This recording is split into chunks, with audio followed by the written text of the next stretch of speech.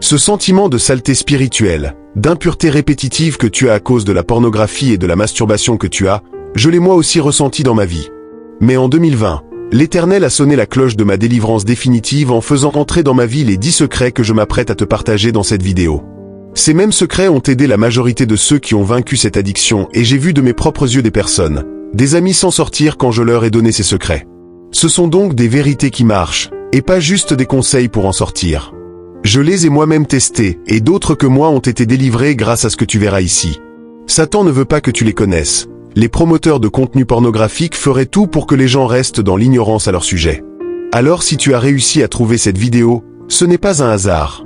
C'est la volonté de Dieu que tu sois délivré par elle, et même que tu aides les personnes autour de toi à en sortir en leur partageant cette vidéo.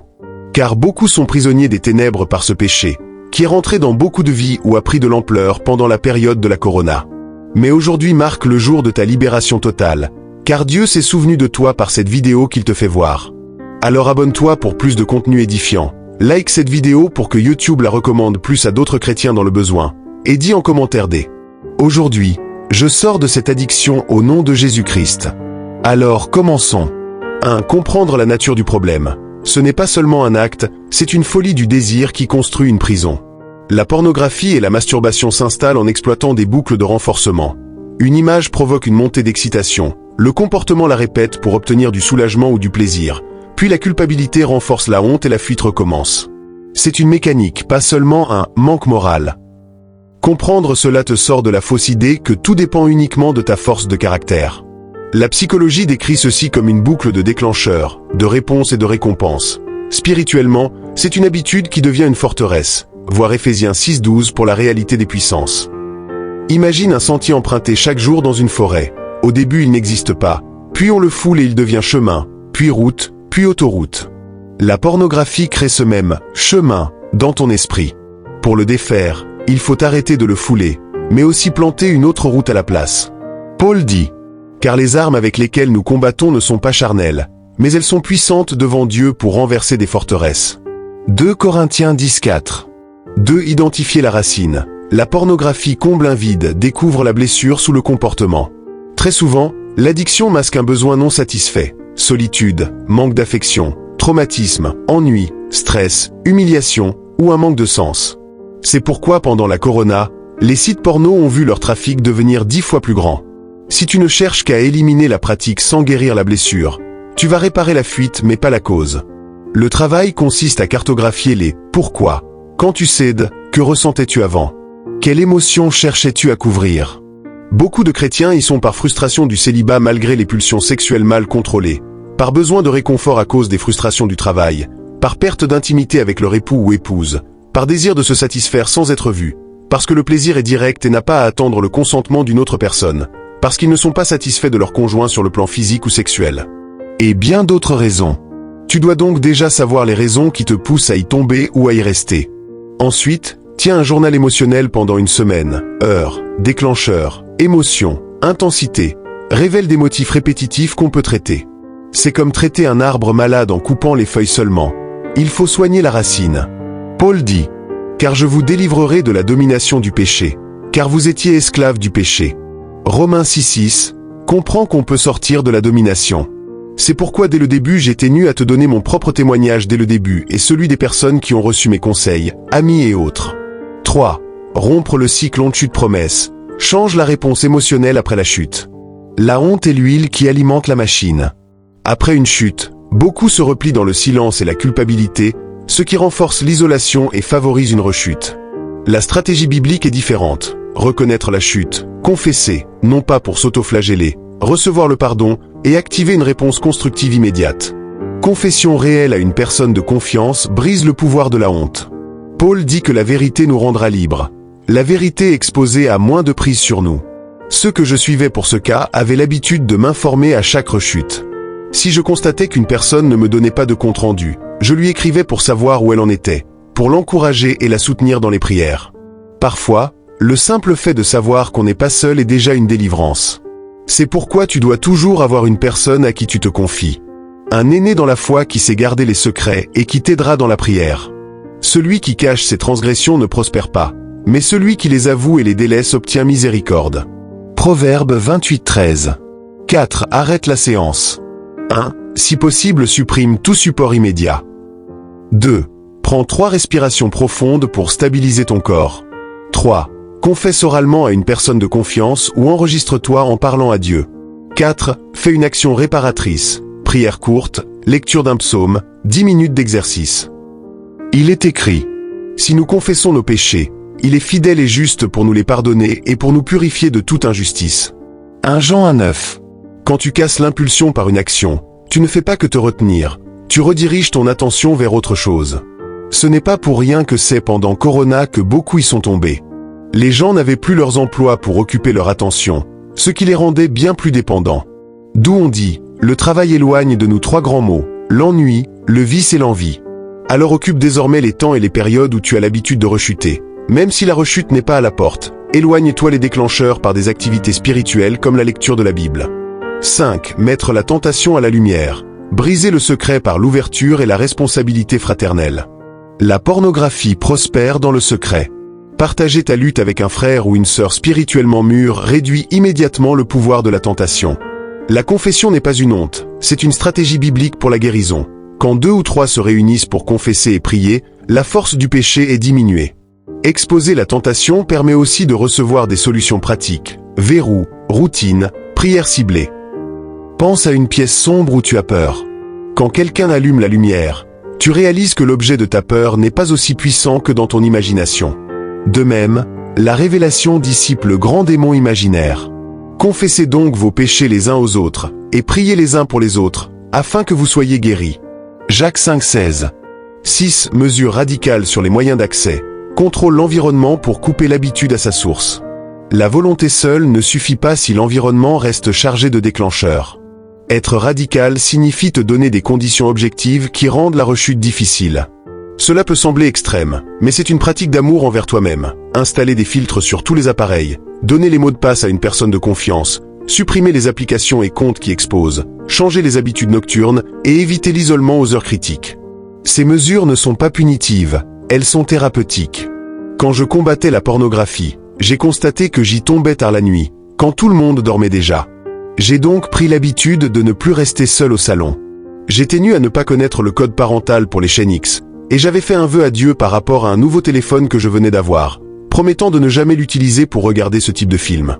Et ce fut une habitude salutaire pour ma délivrance. Pour cela, fais ceci. 1. Fais l'inventaire des accès, sites, applications, comptes. 2. Supprime tout ce qui n'est pas strictement nécessaire. 3. Installe un contrôle parental ou un logiciel de blocage qui envoie des rapports à ton responsable spirituel. 4. Donne la responsabilité à un frère-sœur qui accepte d'être contacté quand tu es tenté. Ça rejoint d'ailleurs ce que je viens de dire plus haut. Jésus dit: veillez et priez, afin que vous ne tombiez pas en tentation. L'esprit est bien disposé, mais la chair est faible. Matthieu 26:41. 7. Renouveler l'esprit. Remplacer les images par la parole et l'adoration pour reconstruire ton monde intérieur. La pornographie nourrit l'esprit d'images et d'histoires qui éloignent de la vérité. Pour renverser cela, il faut remplir ton esprit de vérité, louange, prière et méditation biblique. Le renouvellement se fait par répétition, lire des versets, écouter des méditations, mémoriser la parole et prendre des temps réguliers de louange qui transforment les désirs. Le renouvellement n'est pas un concept abstrait, c'est une action quotidienne qui change la manière dont tu vois le monde. Pratique quotidienne proposée. 1. Programme 2 moments par jour de 10 minutes pour lire un passage biblique et prier. 2. Mémorise un verset clé contre la tentation, par exemple 1 Corinthiens 10:13. 3. Remplace une heure de consommation d'écran par une heure de lecture spirituelle ou de service. Médite ceci. Ne vous conformez pas au siècle présent, mais soyez transformés par le renouvellement de l'intelligence, afin que vous discerniez quelle est la volonté de Dieu, ce qui est bon, agréable et parfait.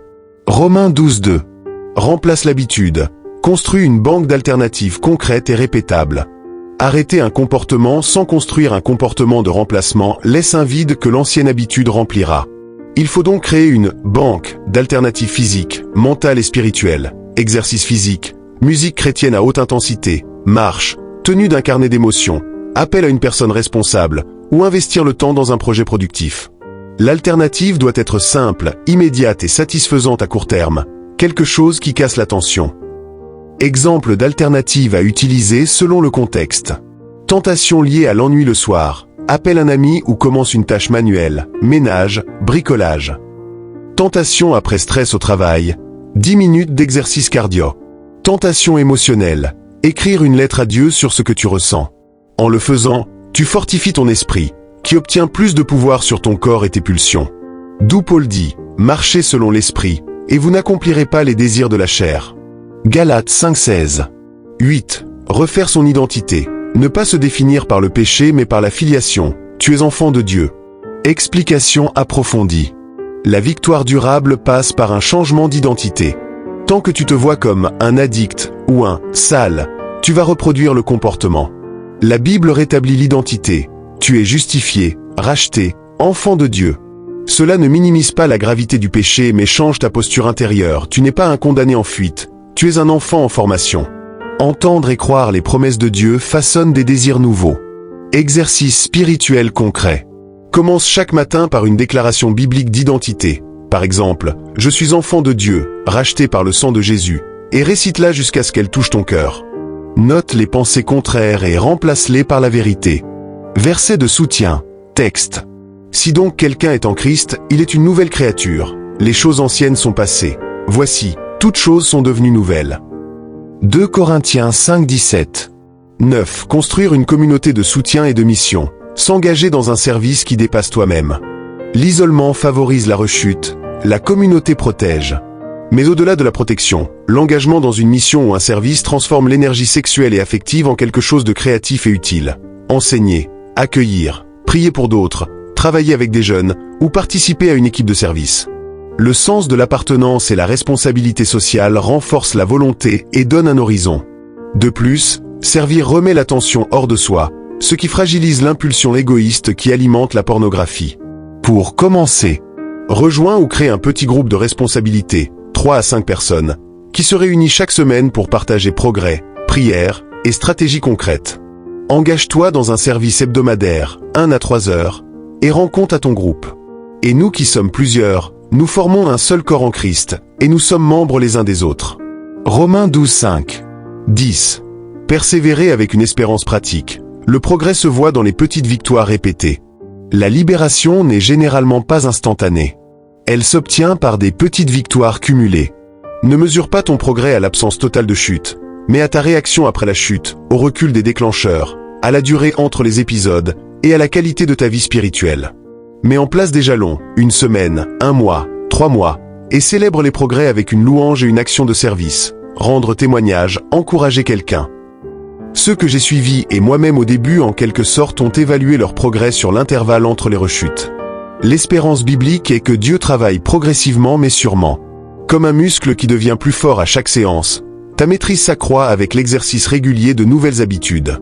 La Bible dit à cet effet: aucune tentation ne vous est survenue qui n'ait été humaine. Or Dieu est fidèle, qui ne permettra pas que vous soyez tentés au-delà de vos forces. Mais avec la tentation, il préparera aussi le moyen d'en sortir, afin que vous puissiez la supporter. 1 Corinthiens 10,13.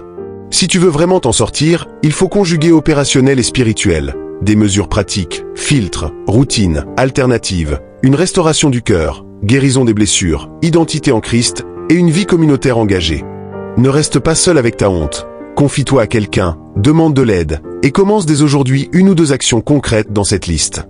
La victoire est progressive mais réelle. Si ce message t'a aidé, aime la vidéo, abonne-toi et dis le problème que tu vis afin que nous puissions en faire une prochaine vidéo.